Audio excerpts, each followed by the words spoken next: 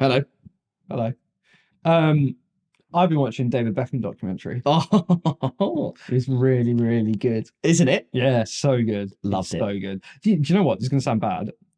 I didn't realize how good David Beckham was at football. What do you mean? Like I knew he was good, Hmm. but I didn't realize he was like really good from a young age. You know what I mean? Because I sort of No. because I'd say like my earliest sort of memories properly of football Yeah. are like 2006, 7, 8, Okay. when Beckham sort of getting to the tail end of his career, isn't he? Like, not you know what I mean? Like it's He's coming. When did he join Real Madrid? We literally just watched the documentary. I can't yeah, remember what like year it was. 2005 or 4 or something like that. Because he was playing with like Zidane, Yeah, good point. Yeah. Ronaldo, Yeah. Figo, that sort of lot. Yeah. Yeah. Um, so yeah, Sorry. Yes, you're absolutely right. It was 2003. yeah. So 2003, yeah. So, um, Roberto Carlos. Roberto Carlos, that sort of group. So Ronaldo. I knew he was a Galactico. Galactico, but I sort of just assumed that he was more like a celebrity than a good footballer, if you know what I mean. Like he was so famous because he was a celebrity. Yeah. I sort of forgot that he was also a sick footballer. I think I get what you mean. Yeah. Yeah. No, I do understand what you mean. Yeah. It'd be like looking at the tail end of Ronaldo's career and being like, oh, people love him because he's like famous, good looking, that sort of thing. Yeah. But not realizing that he was also really sick and that's how he got so famous in the first place. And marrying Spice Girl. Yeah. To be fair, that will get your name out there. I will get your name out. Well, yeah, I mean, the thing is, I feel like he just wanted, when he was younger, like he said all the time, he just wanted to play football. Yeah. But then I feel like he realized that there were other things that he was also interested in. And when he started to make some money, he was like, well, I'm going to endeavor to do those things. Yeah. I like my fashion and I like my cars and do you know what I mean? I feel like I don't think the celebrity thing was something he actually was aiming for. No. I think he just enjoyed, that side of it. That side of things. Yeah. And then because obviously he enjoyed that side of things, he ended up becoming, and he was a good looking guy and he married a Spice Girl, that the fame kind of came onto him as well as being a footballer. So I feel like, I mean, being a footballer and fame is going to go hand in hand, I guess, but yeah. It's go hand in hand. But yeah, I think. But I don't think he set out in a way to become a celebrity. I think he always wanted to be a footballer, but wanted additional things that he was doing behind the scenes for just his own pleasure. Yeah. I think he wanted like wealth, not to be rich. He did say that in the documentary. Did he say that? Okay. Yeah, he was like, he realized he needed to have something that was coming in after he had football as well. So he didn't want to shut off all of that. Not like Gary Neville and his. Did you hear what this Gary Neville said? No. Gary Neville. So they were obviously talking about the fact that Beckham would get a paycheck, spend it. Oh yeah. And then Gary Neville would put it in his pension. Yeah. So he's not putting like a maximum pension contribution, wasn't it? Yeah, literally. It's a Gary Neville thing. That's such a Gary Neville thing to do. Have you seen smart? There's a bit where he's doing a speech at Beckham's wedding, and it's like he's so awkward. Gary Neville is so awkward. It's so funny. Just any interview when he was younger, he is quite awkward. He was trying to tell a joke. He was like, so the joke is, for context, this is just after the 1998 Bayern Munich. Was it 1998 treble winning season? Yeah, 98, was, yeah. Yeah. So Bayern Munich had just lost 2-1 in the final to United. Classic game, they were leading for the whole thing, and then literally in extra time, United scored 2. Ole Gunnar Solskjaer? Yeah, 2. So Gary Neville goes, the Spice Girls wanted some of the Bayern Munich players to come to the game just because they wanted to see some guys who could stay on top for 90 minutes but still finish second. It's a good joke. It's a great joke. Just might not have told it so great. No. He could have maybe said it a little bit better. He could have definitely said it a lot better. I could have said it a lot better. Gary Neville. No, you're not trying to make the joke. Yeah. Exactly. But yeah, that was that's as far as I'm in. So they've just had the wedding, and I think a new coach is coming in, and there's a bit of tension between Alex and Bex just with his social life and yeah. So that's where I'm What did you think about? I'm guessing you've got past the World Cup thing. Yeah, I thought the hate is quite crazy. I didn't realize how bad it was. I didn't realize. I knew it was bad. Yeah. But I didn't realize how horrible it actually was. Yeah, I didn't realize it. Like, because I obviously, I'm like post 2001 where he scores the goal, and then everyone loves Beckham now. Yeah. So I didn't realize that it was like burning effigies and like threatening to like kidnap his new son and stuff. That stuff is just bullets in the mail. Yeah, it's like that's crazy. It's just too far. Like it is just football. It really is just football. Yeah. A lot of people love it. I love it. I've played it my whole life, and I adore football. It's my favorite sport. Oh, shouldn't have said that. Yeah. It's my favorite sport, second to Formula 1. But yeah, I mean, I've lived and breathed football. Like, there is a point where it leaves football.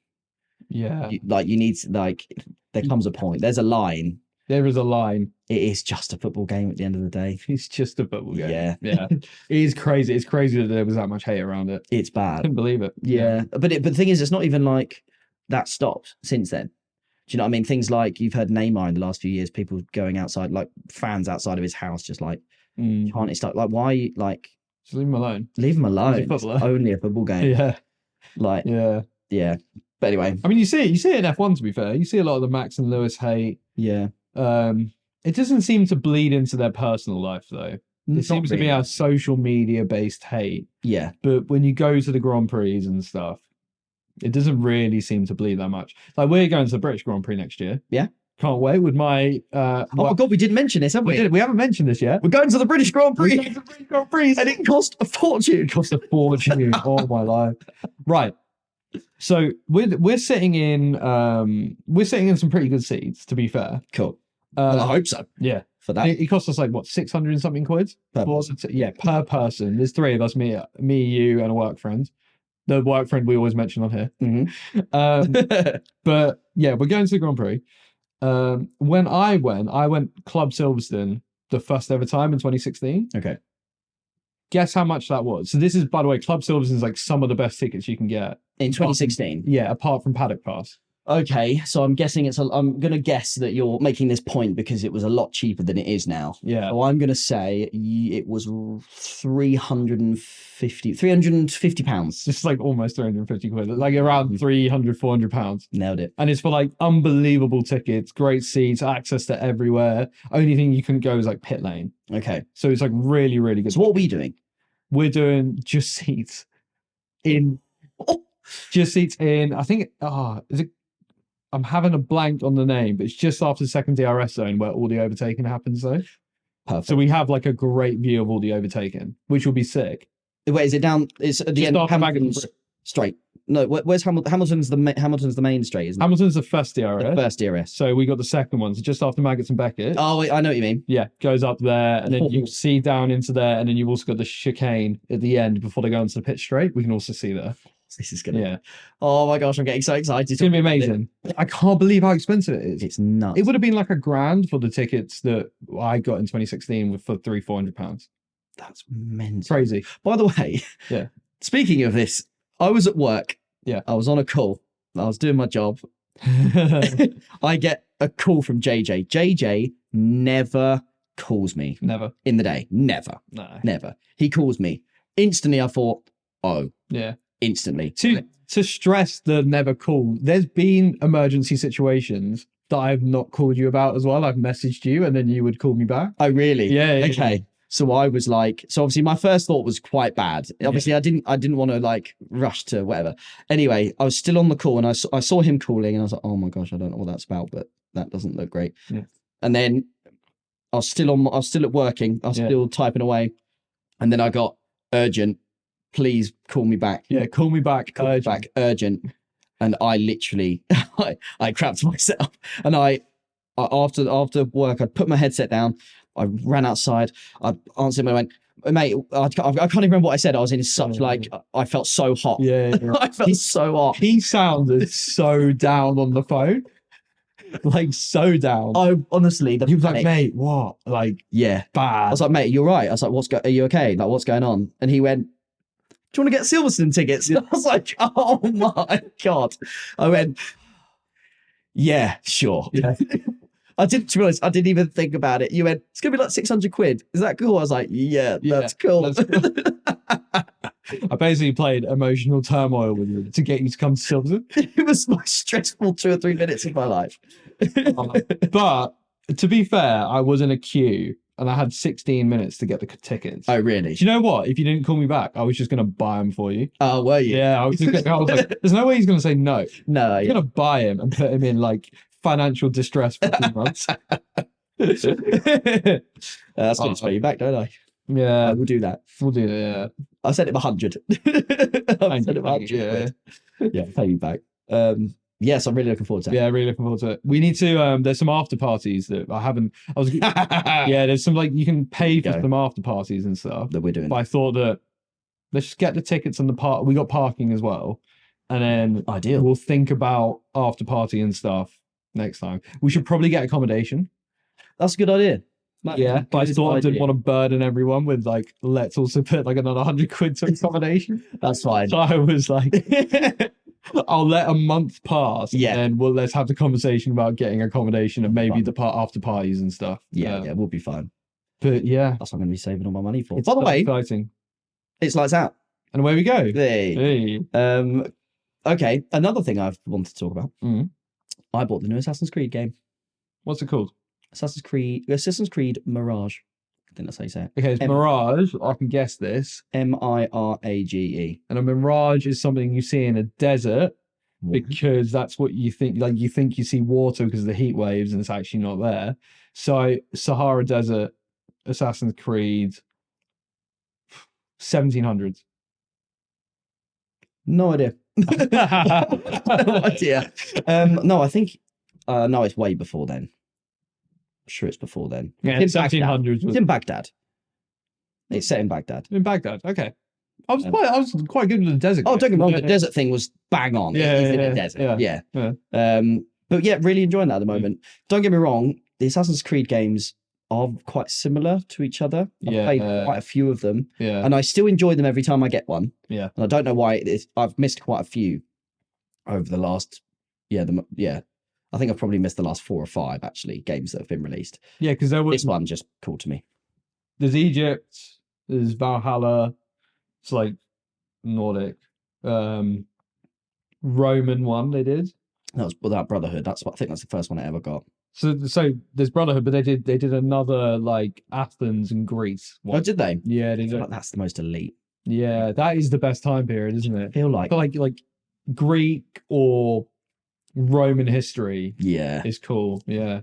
How often do you think about the Roman Empire? Oh God, why does this keep coming up? This came up at work the other day. I genuinely, if I was genuinely going to answer that question, I have probably once every 5 years. Really? Probably. That little? I think about the World War II way more often. Do you know what? I think about the Roman Empire probably 3 times a year. Why? Because I think of like Chariots and Gladiator the movie, and then I've been to Rome, and it's actually like when I went to Rome and went to the Colosseum and stuff, I actually absolutely loved it. Oh yeah. And I like thinking about like the history and the facts that we learned and stuff, and how like all the seats were like made of marble, and then the Pope came and removed it, and they've just sold it off and made a load of money and all these sorts of stuff. And this is quite cool. Also, the fact that the aqueducts still work today is kind of crazy. Yes. Like, what is in the concrete? Oh, I have no idea. No idea. That's genius. They're genius. It's genius. So not very often I think about it, but you really do. About 3 times a year. Yeah. That's very accurate, by the way. Mine was a stab in the dark. Yours was pretty light. 3 times a year. Yeah. 3 times a year. Because I've thought about it before, because Rachel's asked me. Okay. Yeah. Okay. So you were ready for that question. Yeah. Cool. Moving on? Moving on. Qatar. Should we start the sprint? Start with the sprint. Good sprint. Lots of good sprint. Lots of yellow flags. Lots of safety cars, yeah. Safety cars. Yeah. Liam Lawson crashed. Last ever race for him. Yep. Yeah, peak. Because he's not got to drive next season. Well, we told Williams to get him in the car. Yeah, we'll do that. Yeah. Our TikTok got a few views. I reckon Williams was one of them. Oh no, they've heard it. Yeah. They are fully aware of it. They definitely know. They listen to It's Lights Out. Yeah. I reckon the contract negotiations were like, I reckon it was it's not even Claire Williams is in charge anymore. James Vowles took his phone out, saw our reel, and was like, okay, we're signing Liam Lawson. I agree. Yeah. That is definitely what happened. Yeah. That's why he was quite distracted during the race. He was thinking about his contract and stuff. Yeah. Agreed. Oscar Piastri, pole and win. It's not technically like a race win, but it's weird. It's a win to everyone else. Yeah. It's a win to everyone else. It's also weird that Norris hasn't won in a McLaren yet. And now technically Oscar and Daniel Ricciardo have both won in McLarens. Yeah, even though Norris has definitely done more for McLaren than both of those two. Yeah. He's just allergic to winning, clearly. Yeah, he just can't quite get it over the line. Yeah. He'll get it one day. He will. One day, hopefully. Especially if that car stays the way it is. Oh, what a car. What a car. If only it looked better. True. Yeah. The thing is, I was said this earlier to JJ. I said, to be honest, McLaren have been one of the main reasons, it's probably 90% of the time, that this season has not been as boring as it could have been. Yes. Genuinely. McLaren are one of the main reasons I'm tuning in to watch the race now. That's what I meant to say. Yeah. I said it in a really, really said it in a really roundabout way. But we got to the same point. We did. Yeah. Which is, thank you, McLaren. Thank you, McLaren. Because you've made it very, very interesting season, yeah. Yeah. The battle between like McLaren and Mercedes can be really good. Yeah. If Mercedes didn't crash into each other. Oh, yeah. I know we're jumping to the race now. We are jumping. Let's go back. Backtrack. Let's go back. Rewind. Backtrack. Actually, let's go to there because all the stuff I want to talk about in the sprint is also stuff that happened in a race. Okay, go on then. So, forward. Hamilton.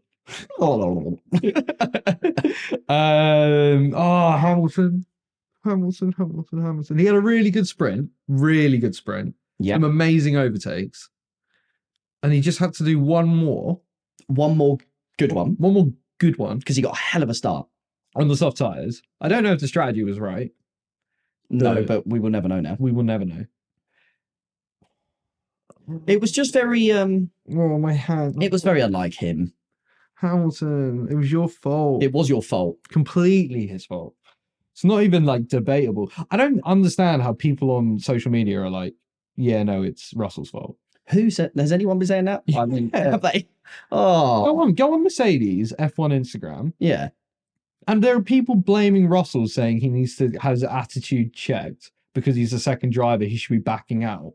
What? Why would he back out? He had nowhere to go. He had nowhere to go. What? Just because Hamilton's P2 in the championship doesn't mean he has to give up hand over foot for him. Yeah, he's still got a race. He wants to be a winner, right? 100%.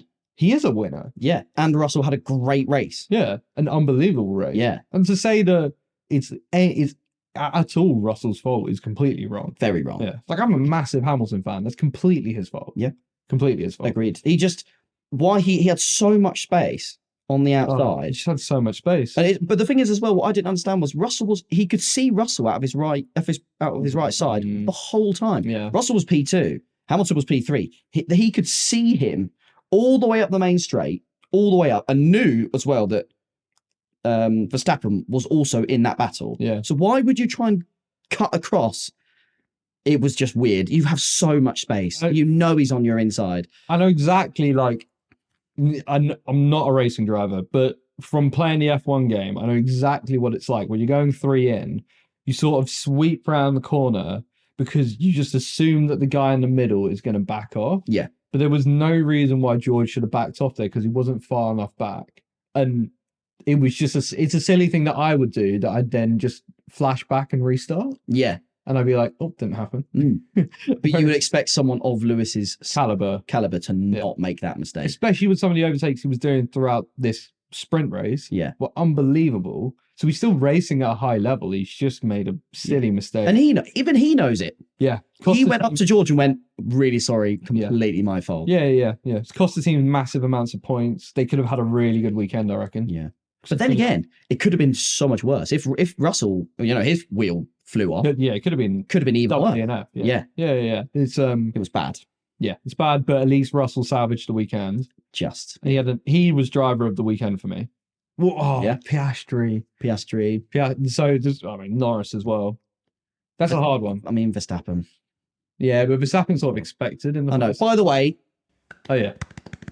Round of applause. Well done, Verstappen. Congratulations, 3-time world champion. Very good, Verstappen. Very, very good. Yeah, that is massive.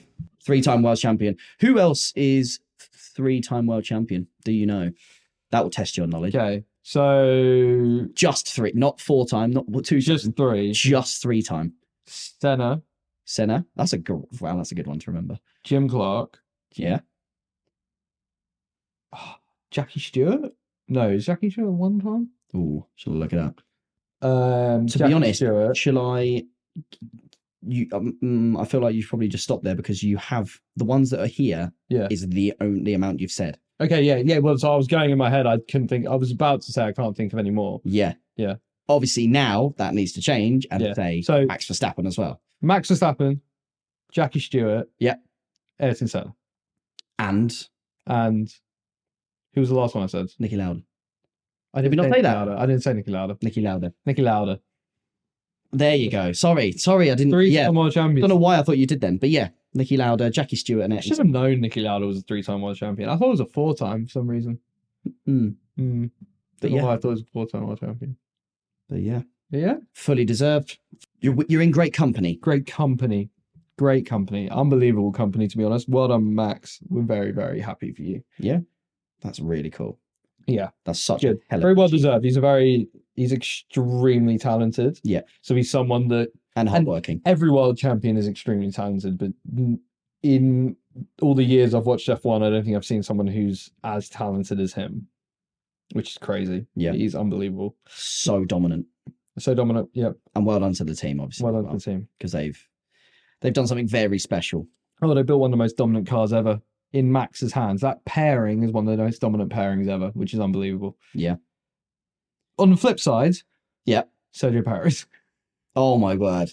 Oh my life. Oh my God. The epitome of his season is him getting caught in a midfield crash, which gives Max Verstappen the world championship in a sprint race. That's perfect. Yeah, it's like it was written. Yeah. You couldn't have written it better. No, it's perfect. So Max gets crowned as he's in a crash with the midfield. Yeah.